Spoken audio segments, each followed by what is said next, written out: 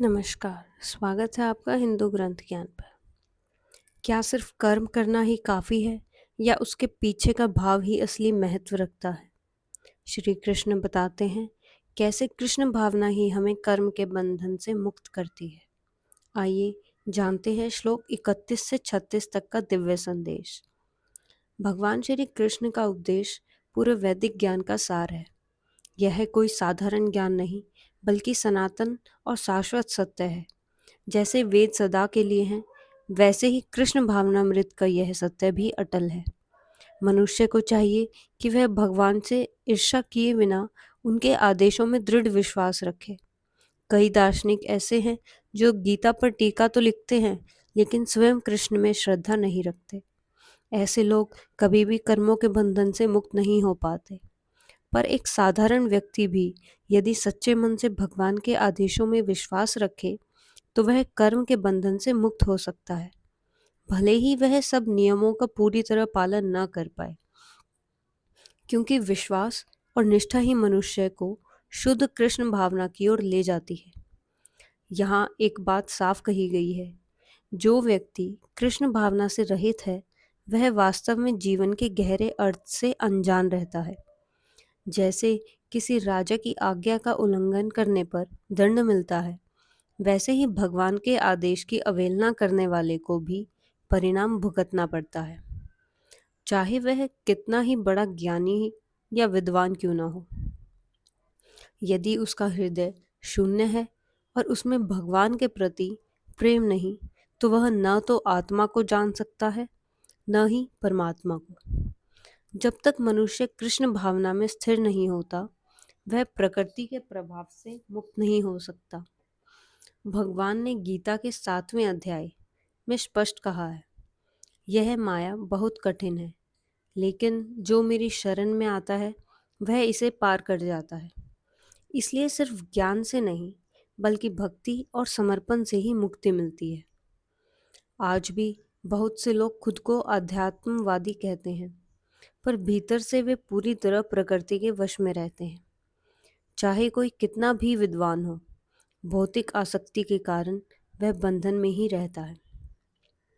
लेकिन कृष्ण भावना ही वह साधन है जो इन बंधनों को काट देती है। इसलिए अपने नियत कर्मों को छोड़ने की जगह उन्हें भगवान के प्रति समर्पित भाव से करते रहना चाहिए। जो लोग कृष्ण भावना भावित हैं, वे स्वभाव से ही इंद्रिय भोग में लिप्त नहीं होते, पर जिनमें यह भावना नहीं है, उन्हें शास्त्रों के नियमों का पालन करना चाहिए। इंद्रियों की अनियंत्रित इच्छाएं ही हमें बंधन में डालती हैं। जैसे विवाह के भीतर यौन सुख को स्वीकृति है, परंतु विवाह के बाहर यह पाप माना गया है।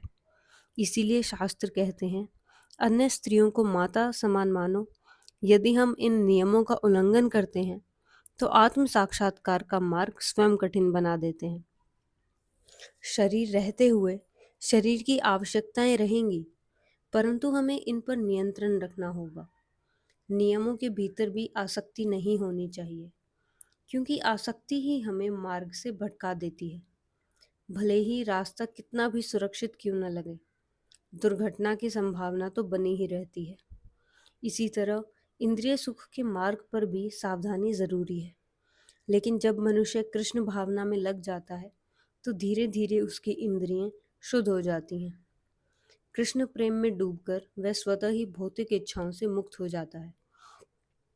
इसलिए कभी भी कृष्ण भावना से दूर नहीं होना चाहिए। यही असली विरक्ति और मुक्ति का मार्ग है। हर व्यक्ति को अपने स्वभाव और स्थिति के अनुसार अपने नियत कर्मों को भगवान के प्रति समर्पित होकर करना चाहिए। किसी और के कर्मों की नकल नहीं करनी चाहिए। जैसे ब्राह्मण के लिए अहिंसा उचित है, पर क्षत्रिय के लिए धर्म युद्ध ही कर्तव्य है। क्षत्रिय यदि युद्ध भूमि में मरे तो वह श्रेष्ठ है, पर यदि वह ब्राह्मण की तरह अहिंसा का अभिनय करे तो यह सही नहीं। धीरे धीरे चरणबद्ध रूप से मनुष्य को अपने हृदय को शुद्ध बनाना चाहिए, और जब वह पूरी तरह कृष्ण भावना में स्थित हो जाता है, तब वह किसी भी भूमिका में रहकर सही कर्म करता है। तभी ब्राह्मण क्षत्रिय बन सकता है और क्षत्रिय ब्राह्मण, क्योंकि तब वह भौतिक भेदभाव से परे हो जाता है। जैसे विश्वामित्र क्षत्रिय से ब्राह्मण बने और परशुराम ब्राह्मण से क्षत्रिय। यह सब तभी संभव है जब व्यक्ति ब्रह्म की स्थिति में पहुंच जाए। जीवात्मा मूलतः शुद्ध और दिव्य है। वह स्वयं में पवित्र है, पापी नहीं। लेकिन जब वह माया के प्रभाव में आता है तो वह अनेक पाप कर्म करने लगता है, कभी कभी अपनी इच्छा के विरुद्ध भी। इसलिए अर्जुन ने श्री कृष्ण से प्रश्न किया, हे प्रभु, जीव पाप क्यों करता है जबकि वह नहीं करना चाहता? और आगे भगवान इसका उत्तर देते हैं कि यह प्रेरणा परमात्मा से नहीं बल्कि काम, क्रोध और आसक्ति जैसी शक्तियों से आती है। कृष्ण भावना का अर्थ है हर कर्म में भगवान का स्मरण। जब हम अपने कार्यों को भगवान के चरणों में अर्पित कर देते हैं तब कर्म बंधन नहीं बल्कि मुक्ति का साधन बन जाते हैं। यही गीता का सच्चा संदेश है।